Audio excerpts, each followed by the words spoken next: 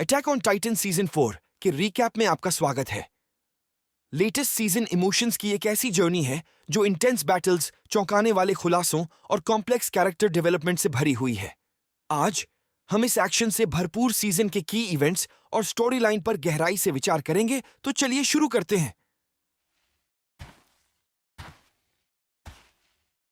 Season 3 के dramatic conclusion के 3 साल बाद यह सीजन शुरू होता है। हम खुद को फोर्ट स्लावा में पाते हैं, जहां मार्लियन चाइल्ड सोल्जर्स मिडिल ईस्ट की सेनाओं से लड़ रहे हैं।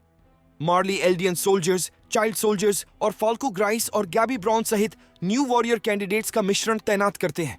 हालांकि फाल्को मार्ली की विचारधारा के प्रति गैबी के उत्साह को शेयर नहीं करता है। मार्ली किले का ध्यान भटकाने के लिए हथियारबंद टाइटन से लैस जेपलिन एयरक्राफ्ट को यूज करता है, जबकि रीनर का आर्मर्ड टाइटन इसमें घुसपैठ करता है। ज़ीक द बीस्ट टाइटन भी लड़ाई में शामिल हो गया और मिडिल ईस्ट के नेवी फ्लीट को नष्ट करके 4 साल के युद्ध को समाप्त किया। हालांकि यह जीत एंटी टाइटन हथियारों की एडवांसमेंट के बारे में चिंता पैदा करती है।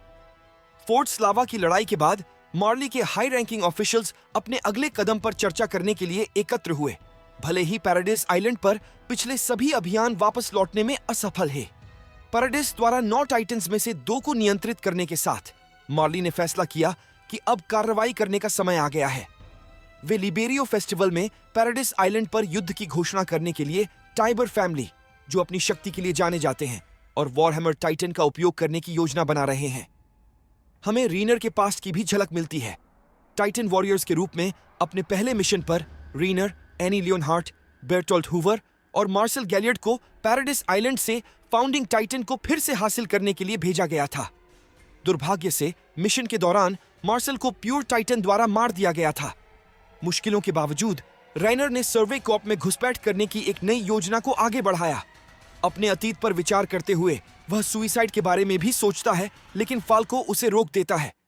फिर कहानी फाल्को की ओर मुड़ती है, जो एक फॉर्मर एल्डियन सोल्जर से मिलता है, जो वास्तव में क्रूगर के भेष में ईरन है। क्रूगर नाम का अतीत से एक इंपॉर्टेंट कनेक्शन है, क्योंकि यह वह व्यक्ति था जिसने ग्रिशा यीगर और फॉर्मर अटैक टाइटन को बचाया था। जैसे जैसे लिबेरियो फेस्टिवल आगे बढ़ता है, फ्रिट्ज और टाइबर फैमिलीज के बारे में चौंकाने वाली सच्चाई सामने आती है। द हीरो हीलोज नैरेटिव, जिसमें कही गई बात पर सभी को किंग फ्रिट्ज के अत्याचार से मुक्त कर दिया था, जो एक मनगढ़ंत कहानी के रूप में सामने आई है। वास्तव में फ्रिट्ज और टाइबर फैमिलीज ने मार्ली के साथ एक समझौता किया था, जिसके तहत अगर मार्ली शांति बनाए रखने में विफल रहा तो वॉल टाइटन्स, जिसे द रंबलिंग के नाम से जाना जाता है, उसे रिलीज करने की अनुमति दी जाएगी। एरन और उसके दोस्त इस सच्चाई के बारे में बेसमेंट में एक विनाशकारी खोज करते हैं। काओस के बीच एरन फाल्को और रेनर को बताता है कि पैराडाइस और मार्ली दोनों जितना उन्होंने सोचा था उससे कहीं अधिक एक जैसे हैं। रेनर अपने करीबी लोगों के डर से एरन से माफी की गुहार लगाता है, लेकिन एरन की मानसिकता मुक्ति से परे है। इससे एक बैडहा ट्रांसफॉर्मेशन होता है, जिससे निर्दोष लोगों की मृत्यु होती है और पैराडाइस पर युद्ध की घोषणा होती है।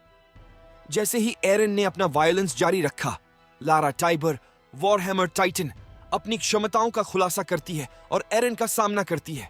हालांकि सिचुएशन तब बदल जाती है जब पीक, द कार्ड टाइटन और पोर्को, द जॉ टाइटन युद्ध में लौट आते हैं और सर्वे कॉर्प के इंटरप्शन से स्थिति बदल जाती है। लारा टाइबर की बैटल स्ट्रैटेजी विफल हो गई है और वह सीजन 1 में एनी की तरह ही क्रिस्टलाइज हो गई है। एरन को वॉरहैमर टाइटन की शक्ति मिलती है और रीनर पोर्को को सर्टेन डेथ से बचाता है। राइनर शायद कमजोर हो गया है, लेकिन एरन भागने का विकल्प चुनता है। उसे लीवाई द्वारा बिट्रेयल के लिए पकड़ लिया गया है और गाबी अभी भी गुस्से में है और वह उनके जेपलिन का पीछा करती है, जहां उसे पता चलता है कि ज़ीक ने पैराडाइस का समर्थन करने के लिए अपना दल बदल लिया है, जिससे सभी को झटका लगा है। मार्ली हमले से 3 साल पहले पैराडाइस आइलैंड पर भेजे गए जहाजों को सर्वे कॉर्प ने पकड़ लिया था। यहां पता चला है कि मार्ली में कुछ लोग एंटी मार्लियन वॉलंटियर्स का हिस्सा थे, जिनमें येलेना और ओन्यानकोपॉन भी शामिल थे। येलेना मार्ली को रोकने के लिए द रंबलिंग शुरू करने की ज़ीक की योजना का उत्साहपूर्वक समर्थन करती है, जबकि ओन्यानकोपॉन पैराडाइस को वैल्यूएबल टेक्नोलॉजी प्रोवाइड करता है। हमले के बाद लेवी ज़ीक को जंगल में एक कैंप में ले जाता है। आर्मिन एक मॉरल प्रॉब्लम से जूझता है और एरन को घटनाओं के चौंकाने वाले मोड़ के बाद गाबी और फाल्को की तरह कैद कर लिया जाता है। एरन को देखने की परमिशन मांगते समय आर्मिन और मिकासा का हिच से सामना हुआ। येगरिस्ट्स द्वारा जैकरी की हत्या के कारण पिक्सिस उनके साथ जुड़ गए। जंगल में जीक ने एक ऐसे हथियार का खुलासा किया जो उसकी रीढ़ की हड्डी के स्पाइनल फ्लूइड को गैस में सिंथेसाइज करने में सक्षम है। यह फ्लूइड इंसानों को पैरालाइज कर सकता है और जीक ने इसका इस्तेमाल रागाको विलेज के निवासियों को प्योर टाइटन्स में बदलने के लिए किया था। जंगल में लिवाई ने जीक को उसके ट्रांसफॉर्म्ड कॉमरेड्स द्वारा खा लेने की योजना बनाई।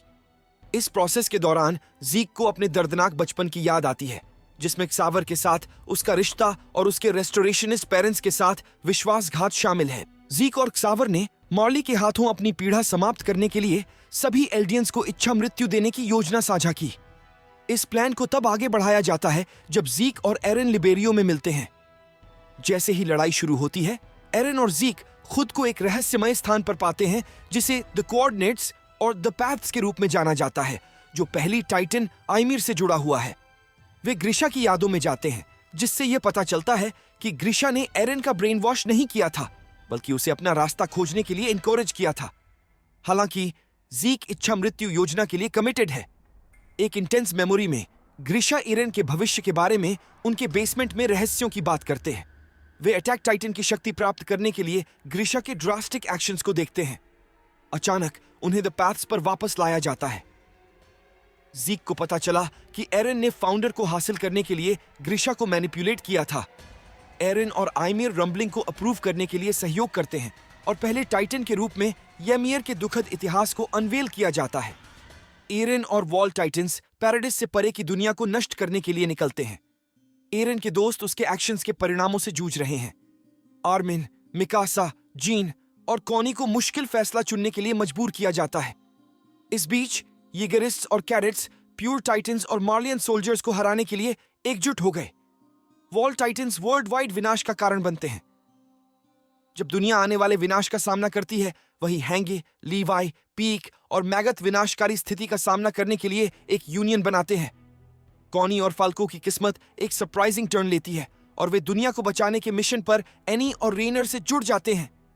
हैंगे और पैराडिस के ग्रुप को एहसास हुआ कि वे वॉल टाइटन्स को लिबेरियो को तबाह करने से रोकने के लिए समय पर उड़ने वाली नाव तैयार नहीं कर पाएंगे।